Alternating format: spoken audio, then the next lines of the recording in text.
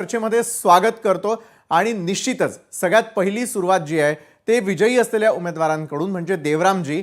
अहो, आजच्या आरोपांनंतर तर तुमच्या विजयावरती प्रश्नचिन्ह उपस्थित केलेलं आहे। तुमचा विजय खरा की मतचोरीचा परिणाम होता?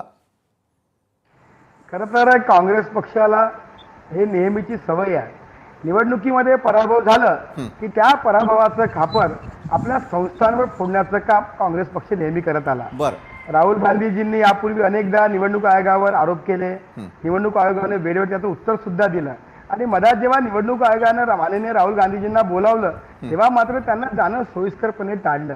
खरं तर हा विजय म्हणजे खरा विजय आहे। मी आपल्याला सांगतो की या महाराष्ट्रामध्ये लोकसभेच्या निवडणुकीनंतर 6 महिन्यानंतर विधानसभेच्या निवडणुका झाल्या आणि निवडणूक आयोग प्रामुख्याने लक्ष देते की ज्यांना 18 वर्ष होतात ते सर्व लोक मतदानापासून वंचित होऊ नये म्हणून त्यांना संधी दिल्या जाते। स्पेशल ड्राईव्ह निवडणूक आयोगाच्या माध्यमातून घेण्यात येते आणि लोकसभा आणि विधानसभेच्या निवडणुकीमध्ये फक्त राजुऱ्यामध्ये मतदार वाढले नाही, तर तुम्ही जर बघितलं की या 6 महिन्यामध्ये आमच्या चंद्रपूर जिल्ह्यामध्ये 6 विधानसभे मतदान वाढलं, राजुऱ्यामध्ये 18,000 वाढलं, पण प्रॉपर चंद्रपूर विधानसभेमध्ये 17,000 मतदान वाढलं।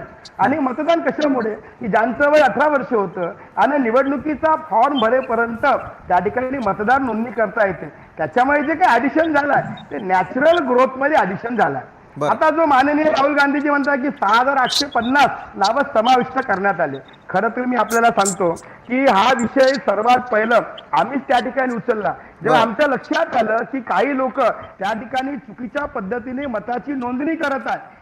जेव्हा आमच्या लक्षात आली, ऐका ना, ही बाब जेव्हा आमच्या लक्षात आली तेव्हा पहिली रिपोर्ट देण्याचं काम भारतीय जनता पक्षाचे जे आमचे अध्यक्ष आहे गडचिरोली शहरातले अरुण डोळे, हा जो कागद आहे त्यांचा, ही रिसिव्ड कॉपी आहे, ही आम्ही निवडणूक निर्णय अधिकाऱ्याला दिली, सोबतच आम्ही पोलीस स्टेशनला दिली आणि आम्ही मागणी केली की ज्या पद्धतीने कोणीतरी नावं टाकण्याचा प्रयत्न करत आहे यावर लगेच निवडणूक आयोगाने ते नावं रिजेक्ट केले। म्हणजे ती नावं काही यादीमध्ये चढले नव्हते, ते नावं यादीमध्ये यायच्या आधीच ती नावे काढल्या गेली। म्हणजे राहुल गांधीजी म्हणतात की नावं टाकल्यावर कापण्यात आले, खरं तर त्या प्रोसेसमध्ये होते, याला डिलीट म्हणत नाही तर याला रिजेक्ट म्हणत आहे। आणि खरं तर निवडणूक आयोगाने वारंवार या गोष्टी सांगितल्या आणि ही बघा, ही माझी कंप्लेंट आहे, ही कंप्लेंट आम्ही केली 21 ऑक्टोबर 2024 म्हणजे निवडणुकीच्या 29 दिवस आधी ही आम्ही तक्रार केली आहे, त्याची रिसिव्ड कॉपी आहे।